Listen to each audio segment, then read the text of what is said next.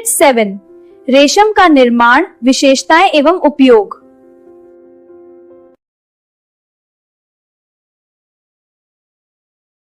अच्छा, कभी ये सोचा है कि जो कपड़े हम रोज पहनते हैं वो आखिर बनते कैसे हैं?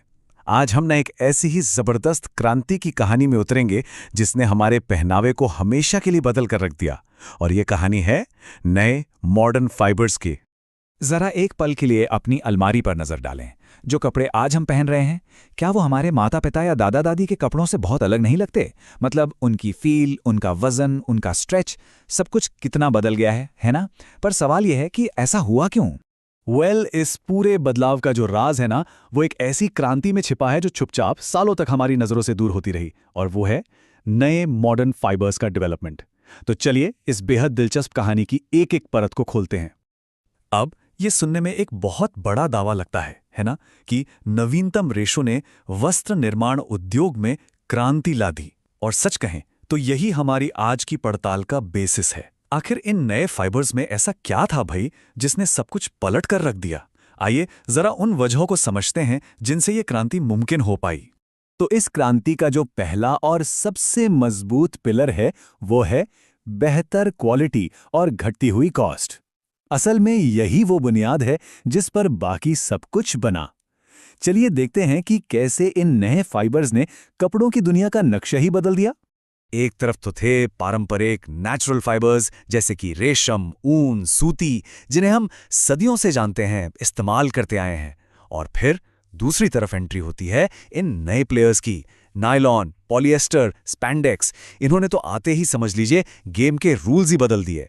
आज ये नाम हमारे लिए बहुत कॉमन है, लेकिन यकीन मानिए इन्हीं ने कपड़ों की पूरी कहानी को एक बिल्कुल नया मोड़ दे दिया। अच्छा, तो इन नए फाइबर्स का सबसे बड़ा प्लस पॉइंट क्या था? उनकी जबरदस्त मजबूती। ये पुराने पारंपरिक रेशों के मुकाबले कहीं ज्यादा टिकाऊ थे। जरा सोचिए, एक ऐसी टी शर्ट जिसका रंग 50 बार धोने के बाद भी वैसा का वैसा रहे, या एक ऐसी पैंट जो आसानी से घिसे या फटे नहीं। इसका मतलब सीधा था, हमारे कपड़े अब ज्यादा चलने वाले थे। पर बात सिर्फ मजबूती पर खत्म नहीं होती। इसका एक इकोनॉमिक एंगल भी था, जो शायद ज्यादा जरूरी था। देखिए, इन सिंथेटिक फाइबर्स को ना फैक्ट्रियों में मशीनों से बहुत बड़े पैमाने पर बनाया जा सकता था। तो नतीजा क्या हुआ? प्रोडक्शन कॉस्ट एकदम से नीचे आ गई। और जब लागत कम हुई तो कपड़े भी पहले से कहीं ज्यादा सस्ते हो गए और आम आदमी की पहुंच में आ गए। तो कॉस्ट और ड्यूरेबिलिटी तो ठीक है, पर इन फाइबर्स ने हमारे कपड़ों की काबिलियत को भी बदल दिया। मतलब अब कपड़े सिर्फ तन ढकने के लिए नहीं थे, वो कुछ खास काम भी कर सकते थे। अब जरा इन प्रॉपर्टीज पे गौर कीजिए। वाटरप्रूफ यानी बारिश में भीगने की टेंशन खत्म। दाग प्रतिरोधक, मतलब अब दाग आसानी से नहीं लगते। स्ट्रेचेबल, ऐसी जीन्स और टी शर्ट्स जो आपके साथ मूव करें। और साथ ही हल्के और सांस लेने वाले कपड़े जो गर्मी में भी सुकून दे। ये सारी चीजें जो पहले एक तरह से नामुमकिन सी लगती थी, अब वो हकीकत थीं।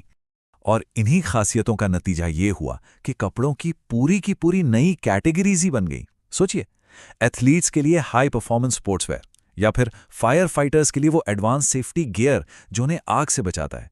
ये सब इन्हीं नए फाइबर्स की वजह से मुमकिन हो पाया।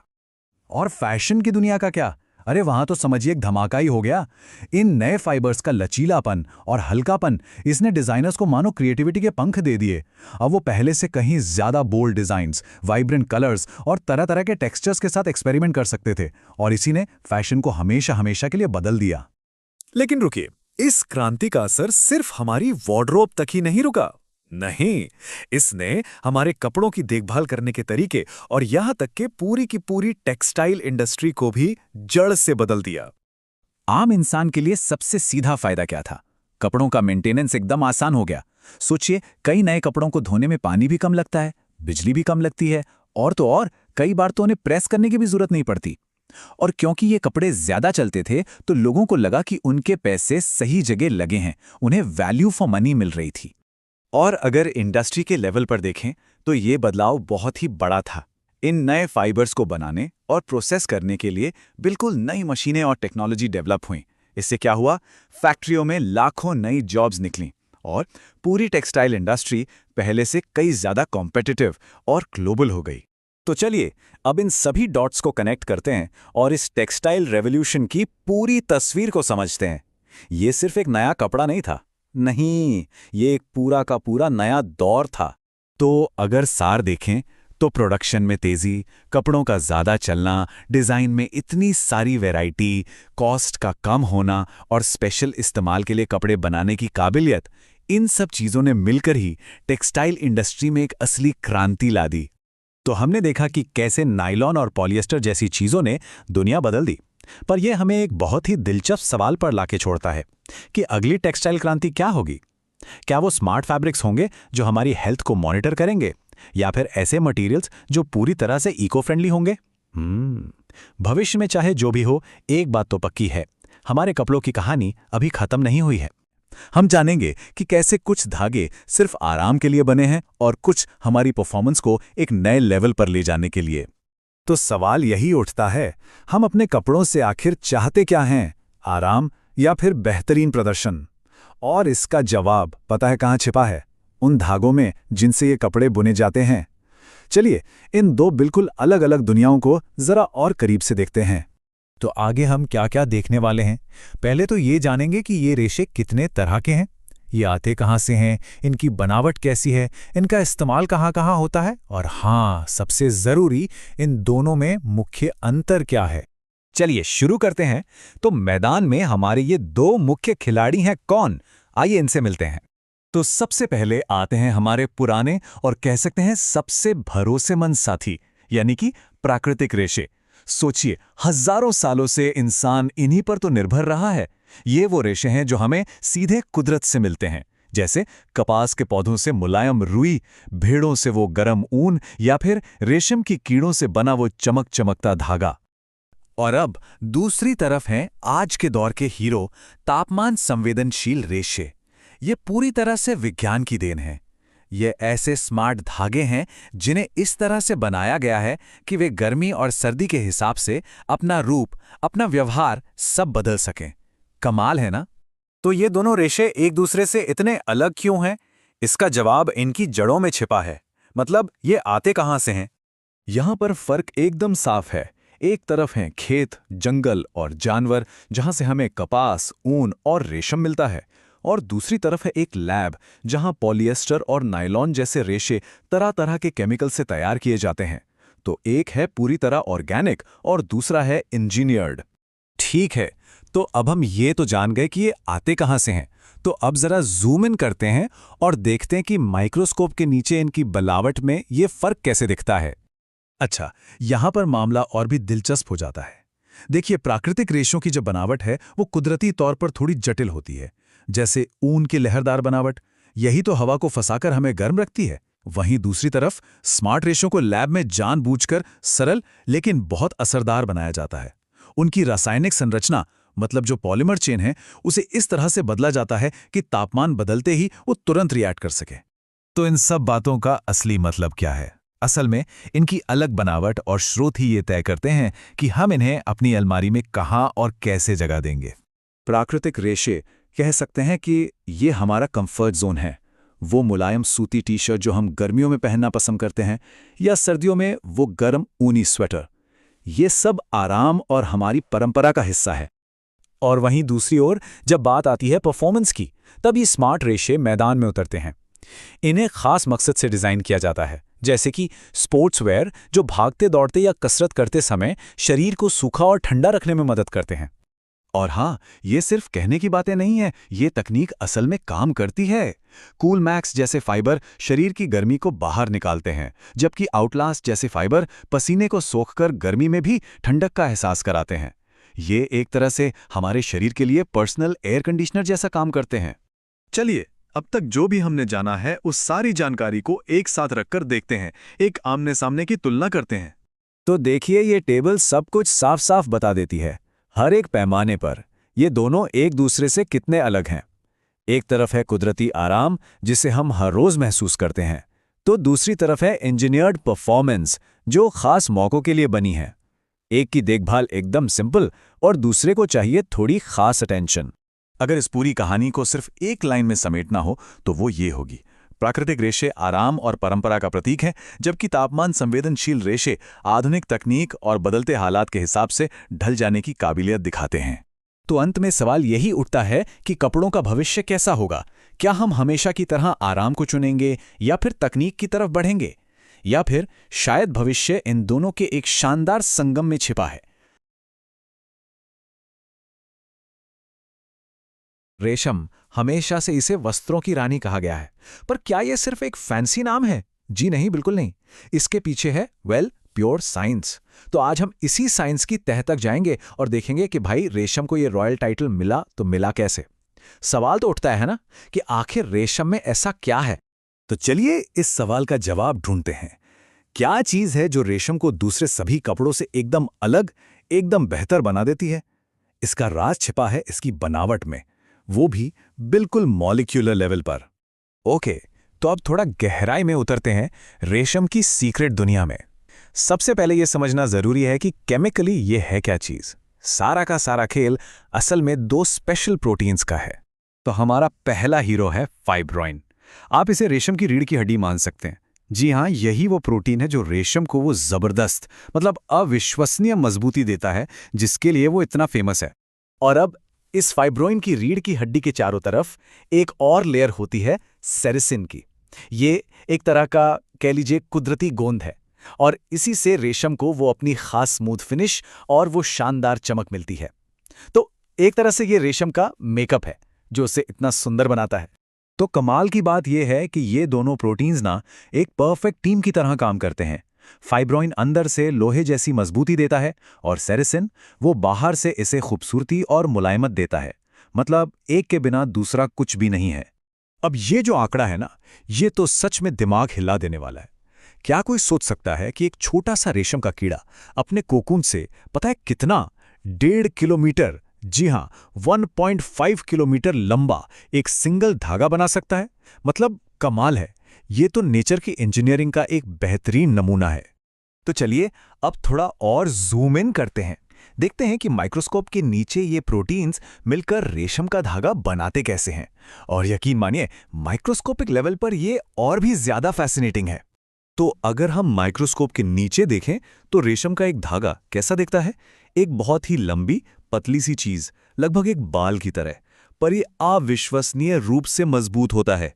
और इसकी जो सतह है वो एकदम चिकनी और गोल है, और यही चीज इसे वो गजब का लचीलापन और मजबूती देती है। और पता है सबसे जरूरी बात क्या है? रेशम की वो जो फेमस चमक है ना, वो सीधे सीधे इसी माइक्रोस्कोपिक स्ट्रक्चर की वजह से है। जब लाइट इसकी इस चिकनी गोल सतह पर पड़ती है तो वो बहुत ही खूबसूरती से रिफ्लेक्ट होती है, बिल्कुल एक शीशे की तरह, बस ये कपड़े के रूप में है। अच्छा, तो अब जरा उस माइक्रोस्कोपिक दुनिया से बाहर निकलते हैं, देखते हैं कि ये सारी केमिस्ट्री उन क्वालिटीज से कैसे जुड़ती है जिन्हें हम अपनी रोज की जिंदगी में देख और महसूस कर सकते हैं। यहीं पर आकर असल में साइंस और हमारा एक्सपीरियंस मिलते हैं। तो ये टेबल ना सब कुछ एक साथ जोड़ देती है। देखिए, जो मजबूती है वो आती है फाइब्रोइन से, इसीलिए रेशमी कपड़े सालों साल चलते हैं। इसका जो लचीलापन है वो इसकी बनावट की वजह से है, तभी तो इसकी ड्रेपिंग इतनी खूबसूरत होती है। चमक वो इसकी चिकनी सतह की देन है जो इसे वो लग्जरी लुक देती है, और हल्कापन इसकी डेंसिटी कम होती है, इसीलिए रेशम पहनने में इतना आरामदायक होता है। मतलब हर क्वालिटी के पीछे एक सॉलिड साइंटिफिक रीजन है। और ये कोड असल में पूरी कहानी को एक लाइन में कह देता है। बात सिर्फ एक प्रोटीन की नहीं है, बल्कि फाइब्रोइन और सेरिसिन का जो कमाल का कॉम्बिनेशन है वही रेशम को इसकी सारी खास बातें देता है। ये कुदरत की एक सिम्फनी की तरह है जहां हर नोट परफेक्ट है। तो अब हम वापस अपने पहले सवाल पर आते हैं। सारे सबूत देखने के बाद अब फैसले का वक्त है। रानी का ताज क्यों?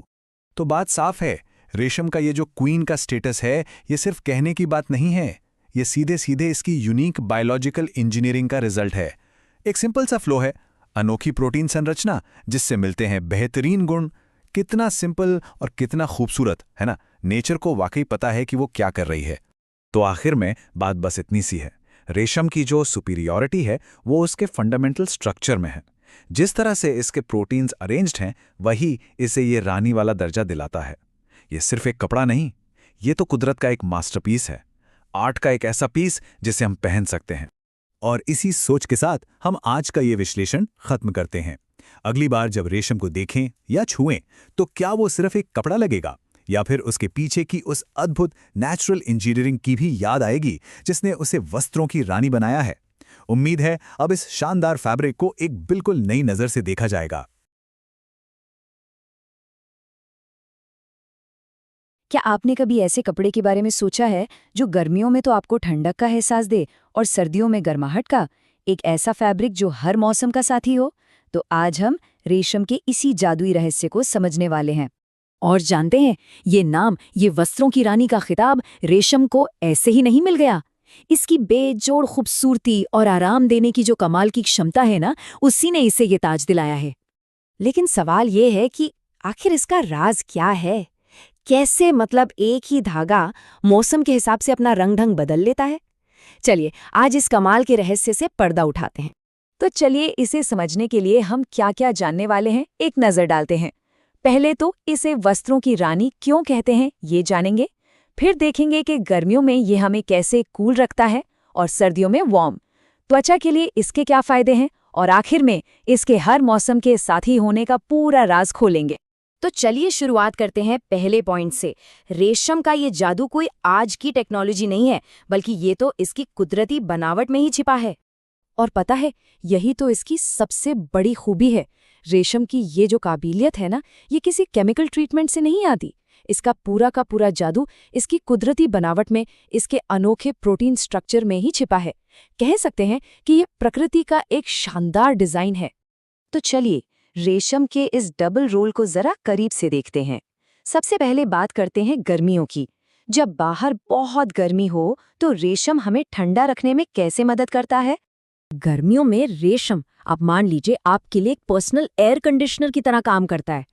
ये सिर्फ कहने की बात नहीं है, ये सच में हमें आराम और ठंडक देता है। अच्छा, तो ये होता कैसे है? देखिए, इसके पीछे 3 बड़ी वजह हैं। पहला तो ये कि ये इतना हल्का होता है कि त्वचा पर महसूस ही नहीं होता। दूसरा, इसकी बुनाई ऐसी है कि हवा आसानी से आर पार जा सकती है। और तीसरा और सबसे ज़रूरी, ये त्वचा को सांस लेने देता है, जिससे गर्मी और पसीना शरीर पर नहीं टिकते। और बस इन्हीं वजहों से जब गर्मी अपने चरम पर हो तो रेशम की साड़ी हो या शर्ट, वो सिर्फ स्टाइल के लिए नहीं बल्कि आराम के लिए भी एक बहुत ही स्मार्ट चॉइस बन जाती है। तो चलिए अब सिक्के का दूसरा पहलू देखते हैं। सर्दियों में क्या होता है? यहाँ रेशम का किरदार बिल्कुल बदल जाता है। और देखिए, यही तो रेशम का असली मैजिक सामने आता है। सोचिए, वही कपड़ा जो गर्मियों में ठंडक दे रहा था, अब सर्दियों में हमें गर्माहट का एक कोमल एहसास देता है और ठंड से बचाता भी है। इसका पूरा राज छिपा है हवा को पकड़ने की कला में। रेशम के जो धागे होते हैं ना, वो अपने बीच में हवा की एक पतली सी परत बना लेते हैं। और ये जो फंसी हुई हवा है, ये एक इंसुलेटर की तरह काम करती है। मतलब हमारी बॉडी की गर्मी को बाहर नहीं जाने देती। यही वजह है कि सर्दियों में एक रेशमी शॉल या दुपट्टा सिर्फ फैशन की चीज नहीं रह जाता। वो अपने हल्केपन के बावजूद गजब की गर्माहट देता है, और वो भी इतनी कोमलता से कि त्वचा को कोई परेशानी नहीं होती, ऊन की तरह कोई चुभन नहीं होती। तो देखा आपने, यही है रेशम का कमाल का डुअल नेचर। एक तरफ ये ब्रीदेबल है, मतलब हवा को आने जाने देता है ताकि हम ठंडे रहें, और दूसरी तरफ ये एक बेहतरीन इंसुलेटर है जो हवा को रोककर हमें गर्म रखता है। बस यही दोहरी खासियत इसे सबसे अलग बनाती है। लेकिन बात सिर्फ गर्मी और सर्दी की नहीं है। रेशम का एक और बहुत बड़ा फायदा है जो सीधे हमारी त्वचा से जुड़ा है, और इसी वजह से ये इतना कीमती है। देखिए, रेशम हमारे स्किन के लिए किसी वरदान से कम नहीं है। ये हाइपो एलर्जेनिक होता है, मतलब इससे खुजली या एलर्जी होने का चांस लगभग 0 होता है। और ये इतना मुलायम है कि आप इसे घंटों पहने रहें, जरा भी थकान या बेचैनी महसूस नहीं होगी, बस आराम ही आराम। तो अब हम लगभग आखिर में आ गए हैं। चलिए अब इन सभी बातों को एक साथ जोड़कर देखते हैं और रेशम के इस हर मौसम वाले राज को पूरी तरह से समझते हैं। तो ये है वो 4 सीक्रेट्स जो रेशम को इतना खास बनाते हैं। पहला, इसका कुदरती प्रोटीन स्ट्रक्चर। दूसरा, इसका हल्कापन जो इसे शरीर पर एकदम बेफिक्र एहसास देता है। तीसरा, इसका मुलायम एहसास जो त्वचा को कोई तकलीफ नहीं देता। और चौथा, जो इन सब को एक साथ लाता है, वो है हवा को कंट्रोल करने की इसकी खूबी। गर्मी में हवा को जाने देना और सर्दी में उसे रोक लेना। और बस इसी कमाल की वर्सेटिलिटी के कारण रेशमी कपड़े त्योहारों, खास मौकों और यहाँ तक कि रोजाना के इस्तेमाल के लिए भी सबकी पहली पसंद बने हुए हैं। तो ये सब जानने के बाद एक सवाल तो मन में आता ही है, क्या वाकई में कोई और फैब्रिक है जिसमें ये सारे गुण एक साथ हों और जो सच में रेशम का मुकाबला कर सके? रेशम की बात ही कुछ और है ना? वो मुलायम एहसास, वो खास चमक। लेकिन क्या कभी सोचा है कि इस खूबसूरती को सालों साल तक कैसे संजोकर रखा जाए? चलिए आज इसी पर बात करते हैं। हम जानेंगे कि अपने कीमती रेशमी कपड़ों की देखभाल कैसे करें ताकि वो हमेशा नए जैसे बने रहें। अच्छा, एक सवाल है, वो जो सबसे कीमती रेशमी साड़ी या कुर्ता अलमारी में रखा है, क्या वो सच में सुरक्षित है? हम अक्सर सोचते हैं कि भाई अलमारी में बंद है तो क्या बिगड़ेगा, पर क्या सच में ऐसा है? यही सवाल आज हमारी इस पूरी बातचीत की जड़ है। तो चलिए सबसे पहले रेशम को थोड़ा और समझते हैं। देखिए, ये सिर्फ एक कपड़ा तो है नहीं, ये तो एक खजाने जैसा है ना? लेकिन इसकी यही खासियत, इसकी जो कोमलता है, वही इसे बहुत नाजुक भी बना देती है और इसीलिए इसे खास देखभाल की जरूरत पड़ती है। ये बड़ी दिलचस्प बात है। पता है, जो चीज़ रेशम को इतना खूबसूरत बनाती है, वही उसकी सबसे बड़ी कमजोरी भी है। असल में ये एक नेचुरल प्रोटीन से बना होता है, जो इसे इतना आकर्षक तो बनाता है, पर साथ ही कई दूसरी चीज़ों के लिए एक आसान टारगेट भी बना देता है। तो सवाल ये उठता है कि ये दूसरी चीज़ें आखिर हैं क्या? कौन है वो दुश्मन जो चुपके चुपके हमारे रेशम को खराब कर रहे हैं? चलिए अब पर्दा उठाते हैं उन 3 सबसे बड़े खतरों से। ये हैं वो 3 दुश्मन, फफूंद यानी मोल्ड, कीड़े और सूक्ष्मजीव, जो दिखाई भी नहीं देते। ये तीनों मिलकर धीरे धीरे हमारे रेशमी कपड़ों की जान निकाल लेते हैं, उनकी चमक, उनकी मजबूती, सब कुछ। तो चलिए एक एक करके इनकी खबर लेते हैं। तो पहला और सबसे आम दुश्मन है फफूंद, जिसे हम मोल्ड भी कहते हैं। जानते हैं ये कब लगती है? जब कपड़े में जरा सी भी नमी मतलब मॉइस्चर रह जाता है। ये एक बहुत ही धीमा जहर है कपड़ों के लिए। और ये फफूंद सिर्फ बदबू या अजीब से दाग ही नहीं छोड़ती, इसका असली काम तो अंदर ही अंदर होता है। ये रेशम के धागों को एकदम कमजोर कर देती है। अगर ये ज्यादा दिन रह जाए ना, तो कपड़ा इतना नाजुक हो जाता है कि बस छूने भर से फट सकता है। कभी किसी पुरानी साड़ी से अजीब सी गंध आई है या उस पर हल्के दाग दिखे हैं? बहुत मुमकिन है कि वो फफूंद का ही कमाल हो। चलिए अब आते हैं दूसरे दुश्मन पर, और ये हैं कीड़े। सिल्क मॉथ और कपड़ों वाले कीड़े जो होते हैं ना, उनके लिए तो रेशम दावत की तरह है। क्यों? क्योंकि जैसा मैंने बताया, ये नेचुरल प्रोटीन से बना है, जो उनका पसंदीदा खाना है। ये कीड़े करते क्या हैं? ये धागों को ही काट कर खा जाते हैं और कपड़ों में छोटे छोटे छेद बन जाते हैं। और सबसे खतरनाक बात पता है क्या है? इन कीड़ों को अंधेरी और शांत जगह पसंद है, बिल्कुल वैसी जहां हम अपने महंगी साड़ियां संभाल कर रखते हैं। अगर इन्हें मौका मिल गया तो ये पूरे कपड़े को बर्बाद कर सकते हैं। और अब बारी है तीसरे और सबसे छिपे हुए दुश्मन की, सूक्ष्मजीव। ये वो बैक्टीरिया और छोटे छोटे जीव हैं जो हमें नंगी आंखों से तो दिखते नहीं, पर होते जरूर हैं। ये नमी और धूल में पलते हैं और रेशम को बहुत नुकसान पहुंचाते हैं। ये जो छोटे छोटे जीव है ना, ये कपड़े की सतह को, उसके सरफेस को धीरे धीरे खाते रहते हैं। इससे क्या होता है? एक तो रंगों की चमक फीकी पड़ जाती है और दूसरा कपड़ा कमजोर हो जाता है, इतना कमजोर कि वो कहीं से भी आसानी से फट सकता है। तो ये तो हो गए 3 दुश्मन। सुनने में थोड़ा डरावना लगता है ना? पर घबराने की कोई बात नहीं है। अच्छी खबर ये है कि इन तीनों से बचना बहुत आसान है। तो चलिए अब बनाते हैं अपना डिफेंस प्लान। लेकिन उस प्लान पर जाने से पहले 1 मिनट रुकिए। एक बहुत जरूरी बात। एक ऐसी कॉमन गलती है जो शायद हम में से ज्यादातर लोग करते हैं, और यकीन मानिए ये रेशमी कपड़ों के लिए सबसे ज्यादा खतरनाक है। और वो गलती है प्लास्टिक बैग्स का इस्तेमाल। हमें लगता है कि प्लास्टिक में रखने से कपड़े धूल मिट्टी से बचे रहेंगे, है ना? पर असल में ये नमी को अंदर ही लॉक कर देता है, और ये नमी फफूंद और सूक्ष्म जीवों के लिए तो जन्नत जैसी है। तो याद रखिए, प्लास्टिक बैग्स को कहें ना। हमेशा कॉटन या मलमल जैसे हवादार कपड़े के बैग्स का ही इस्तेमाल करें। तो अब आते हैं उस डिफेंस प्लान पर। ये है 4 बहुत ही आसान स्टेप्स, ध्यान से सुनिएगा। नंबर 1, कपड़े को हमेशा सुखा कर रखें। रखने से पहले पक्का कर लें कि वो बिल्कुल सूखा हो, जरा सी भी नमी मतलब फफूंद को खुला न्योता। नंबर 2, कभी कभी हल्की धूप दिखाएं। याद रहे, तेज धूप नहीं, सुबह की हल्की धूप सबसे अच्छी होती है। इससे नमी भी उड़ जाती है और जर्म्स भी मर जाते हैं। नंबर 3, नेचुरल तरीके अपनाएं। सूखी नीम की पत्तियों को एक छोटी सी पोटली में बांधकर कपड़ों के साथ रख दें। ये कीड़ों को दूर भगाने का सबसे सेफ और नेचुरल तरीका है। और आखिर में नंबर 4, कपड़ों को सांस लेने दें। जैसा हमने पहले बात की, प्लास्टिक नहीं बल्कि कॉटन या मलमल के बैग्स इस्तेमाल करें ताकि हवा आती जाती रहे और नमी जमा ना हो। तो हमने दुश्मनों को भी पहचान लिया और उनसे बचने का तरीका भी जान लिया। देखिए, किसी भी खूबसूरत चीज को संभाल कर रखना एक कला होती है, और रेशम के मामले में ये थोड़ी सी साइंस भी है।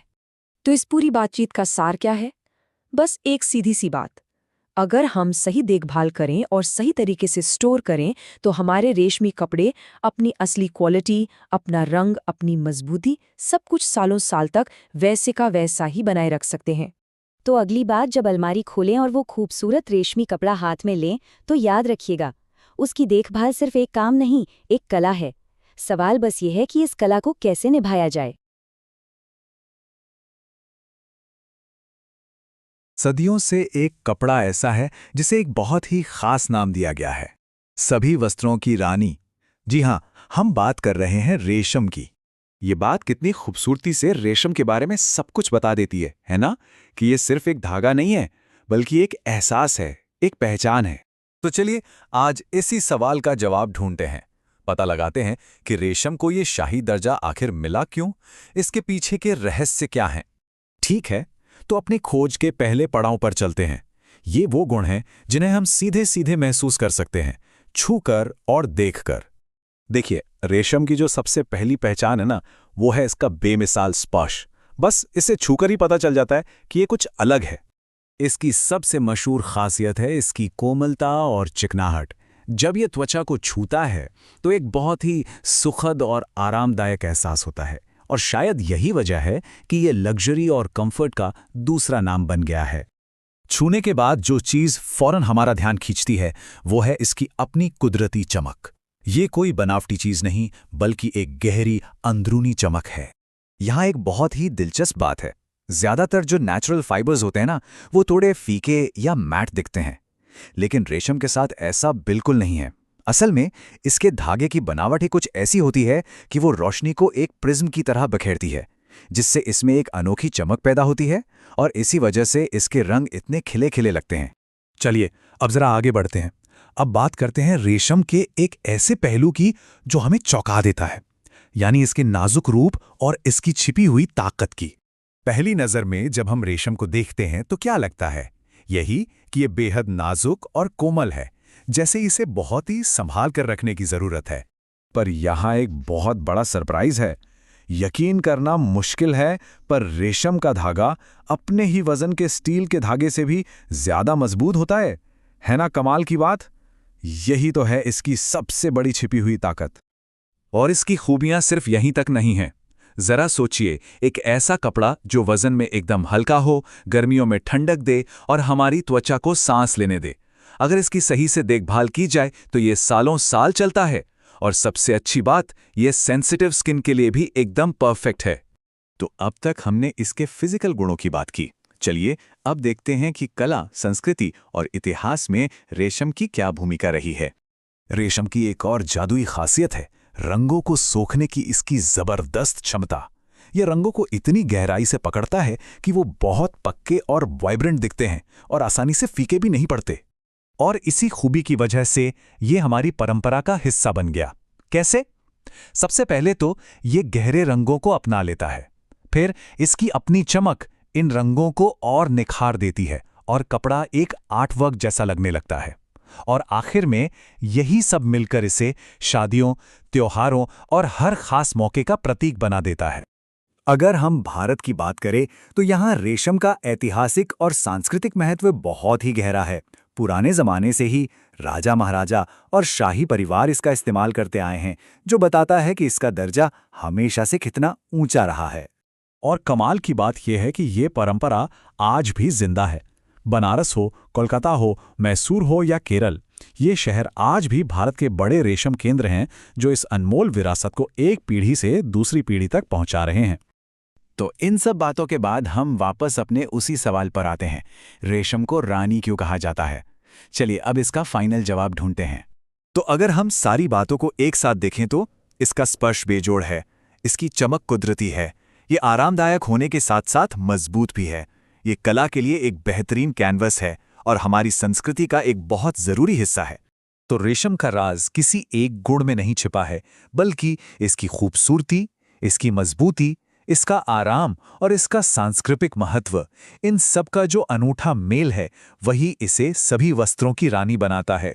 तो आखिर में एक सवाल सोचना तो बनता है कि क्या रेशम सिर्फ एक कपड़ा है, या फिर यह हमारी परंपरा और हमारे इतिहास को जोड़ने वाला संस्कृति का एक धागा है? और शायद यही सोच इस खूबसूरत कपड़े को और भी ज्यादा खास बना देती है।